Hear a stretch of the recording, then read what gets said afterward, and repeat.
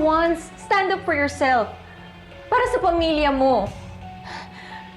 Hindi mo palagi na lang yung gusto ng nanay mo yung susundin mo. Really? Ma. Huwag mo ang malason-lason ng utak ng anak ko. If you don't wanna go, then don't! It's not up to you. It's up to me. And that's that.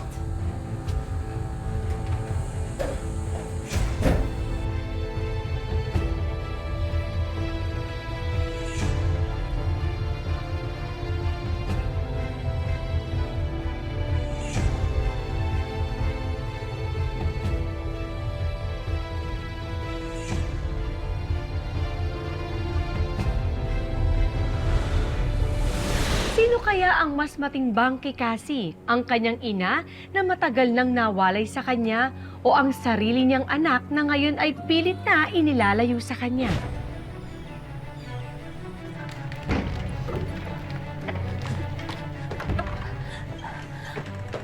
Tita? Anong ginagawa niyo dito? Ikaw, anong ginagawa mo rito? At hindi ka pa bumabalik sa ospital? Maawa ka naman sa nanay mo, kasi na-aksidente ang nanay mo. Hinihintay ka niya. Wala ka bang puso? Time, sorry pasensya na kayo, pero sa ibang araw ko na lang ho papaliwanag sa inyo ha. Kailangan ho ako ng pamilya ko. Kailangan ako ng anak ko. Aalis ka ba?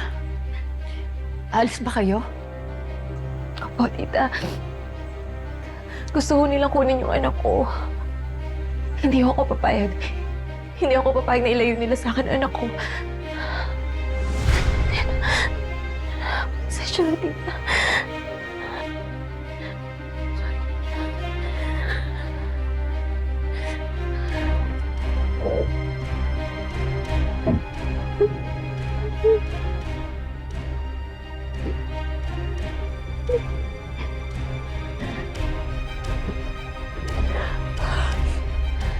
Basta, bago ka magdesisyon, paalam ka muna na maayos sa nanay mo, ha?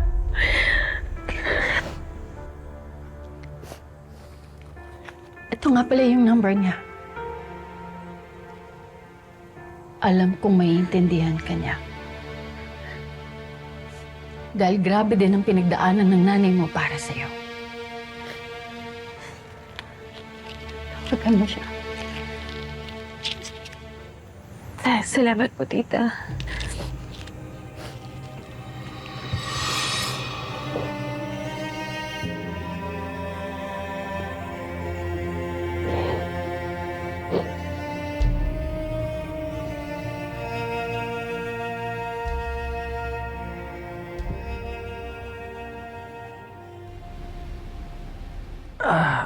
Okay. Okay.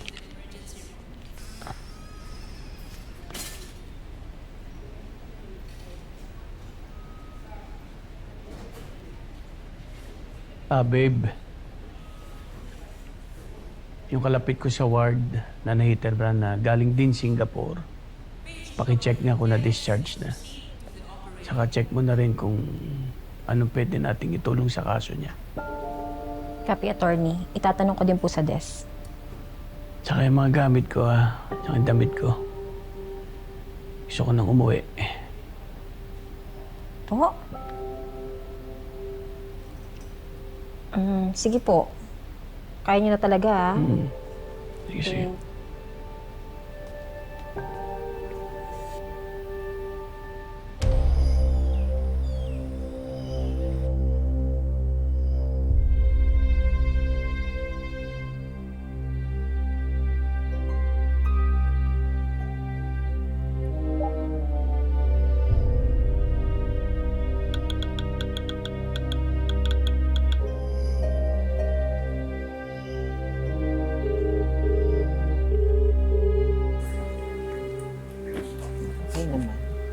Okay lang ako.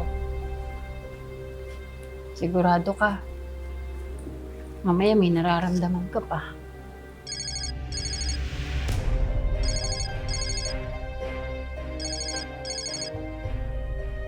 Hello?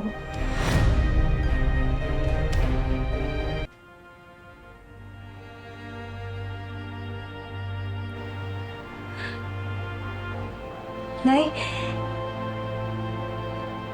Nay, I'm sorry po. Sorry. Nay, nasabi na po sa akin ni Tita yung nangyari sa inyo sa Singapore. Sorry na.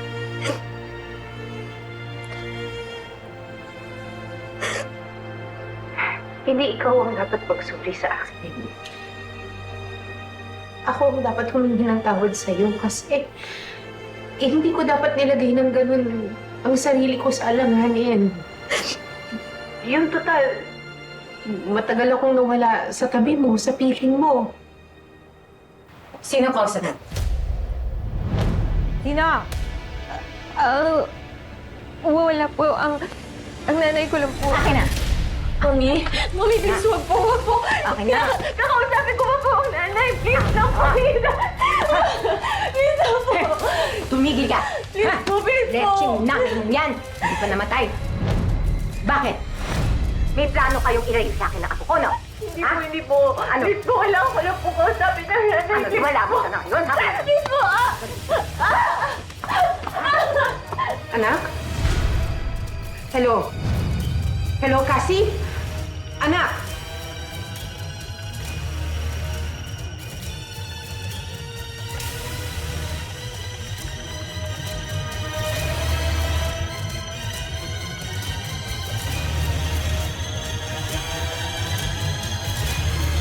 Naghahanap ka pa ng kakampi, ha? At sa nanay mong DH ka pa maghihingi ng lifeline. Diyan ka. Ano? Kahit magsumigaw ka dito, walang makakarinig sa'yo. At wala dito asawa mo ngayon. Come on, shout! Day! Toshana! Mildred!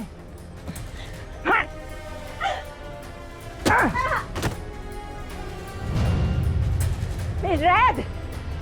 Toshana! Pahingi ako ng tali!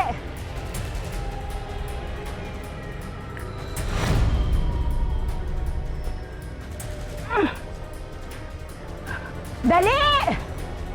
Ano ba kasing sinabi sa'yo ni Cassie, ate? Sabihin mo nga sa akin. Kailangan natin siyang putahan. Masama ang kutob ko. Parang may masamang nangyayari sa anak ko.